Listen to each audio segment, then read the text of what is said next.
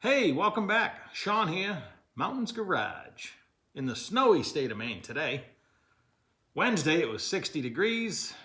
Yesterday had a high of 19. And today a high of 18. And we're going to get about 8 inches of snow. What are you going to do? Today, yesterday, and the day before, when I had time, I've been attacking the 64 Dodge Dart again. I've been dreading somewhat cutting out the subframe connectors and having to grind all that factory undercoating so I can do some welding. But there's only one way to get it done.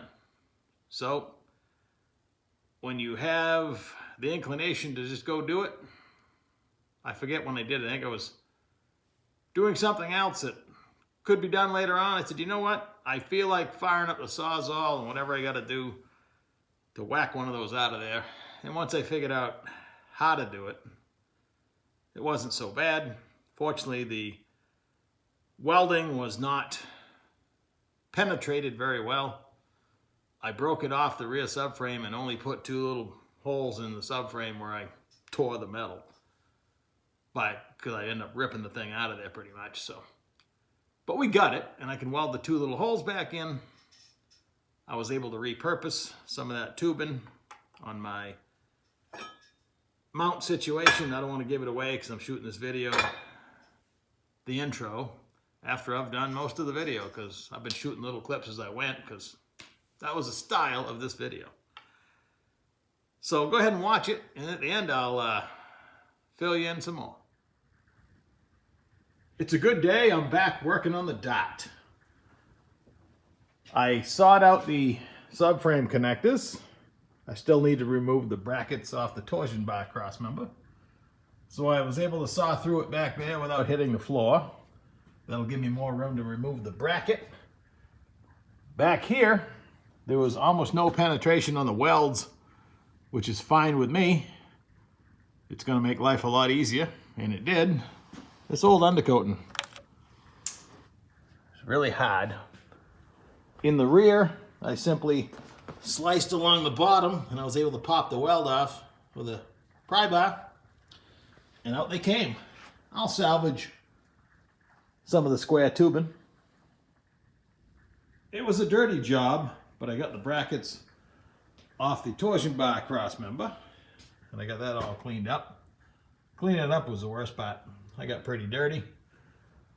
So now X marks a spot. I've cut some 1/8 inch plate that'll weld to that, and I'm going to weld a piece of 1 5/8 roll cage tubing.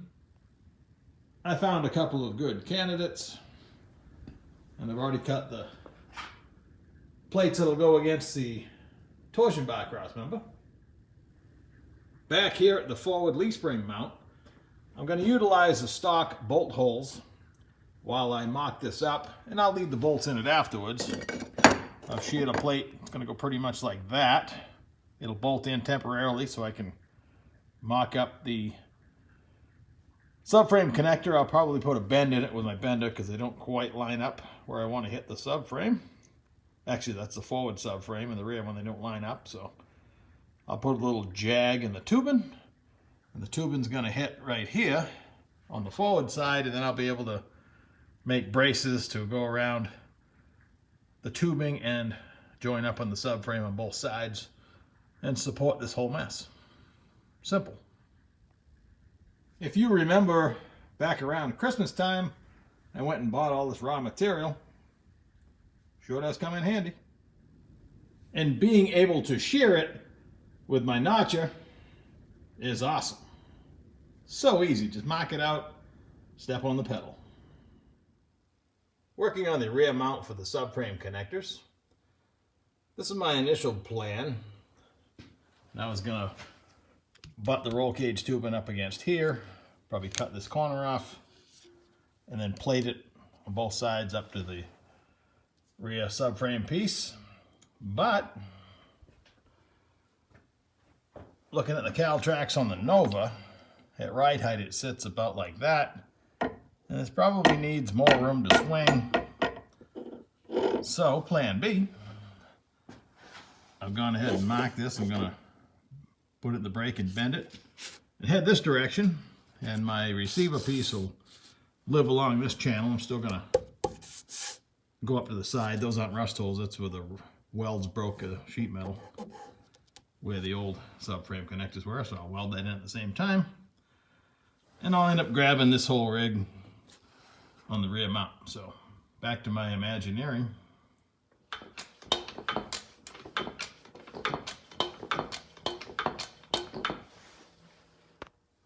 My brackets are bent and back in place. I will weld this in, and then when I correct these bolt holes like I spoke of, I'm going to be connecting this side to this plate, and I'll do something over here to be determined. And then I made, using some of the box tubing that was in place for a subframe connector before, it was the right size to fit over the subframe, so I made some brackets. This is the bracket I'm going to use for the rear of the subframe connector. I figured it's obviously going to go like this. That's going to face the rear. Might be a nice tie down point when it goes in the trailer. I probably could have made this shorter, but I wasn't sure where the tubing was going to land. And on this torsion bar cross member end, I welded on just a square piece. This is the basic concept. Again, I'm not measuring or doing anything, I'm just winging it. So this bracket will weld, it butts right up to this one. Of course, it'll all get welded to the subframe, and the forward on the torsion bar cross member, that's just an easy weld all the way around. In reality, I could have run it downhill just to make it look like I did that on purpose, but I'd rather weld here and here and here. So I'm probably going to leave it long.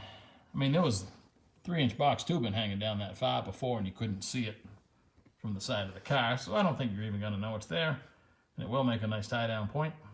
If I hate it, I'll cut it off. I was going to drag the welder over and tack this up and then mock up the other side when I decided to pause and decide how many more features I might add under here. Maybe an X in the middle, a different dry shaft loop. This one's slightly too far back. I could just move it ahead, but I could make something better perhaps. So I think I'm going to pause and put some thought into it. My roll cage, when I do it, I have somewhat of a plan. On this support here above it, there's actually going to be 2x3 tubing inside the car going up over the tunnel, I think. And the main hoop's going to sit on that. And then we'll run bars down to intersect this, probably slightly ahead of that, behind the seat. So I'll be boring a hole in the floor and dropping tubing down onto that just to tie it all together. So we'll see. I'm just winging it. I did end up pulling the emergency brake cable back through the torsion bar cross member. You can just see where it was right there. For a couple reasons. One, it has a fray in it. I need to replace it. And I probably won't run the factory stuff anyway. I will have a park brake, but that was why I was going to have to bend the tubing to align the subframes. With this, I just was able to set it over a little bit, and it still hits, you know, a quarter of the way, maybe a third of the way, you know, in line, if you wanted to keep stuff in line. So I think it'll be just fine. This piece here is actually quite rugged. It's multi-layer. I was also planning on splitting the 3-inch exhaust right there by the transmission and having 2 mufflers and 2 tailpipes. Now looking at these brackets that are too long, I think I'm going to incorporate that into my tailpipe mount, maybe make an oval tailpipe and have it come out ahead of each wheel. So I'll use that for something handy and still have my tie down.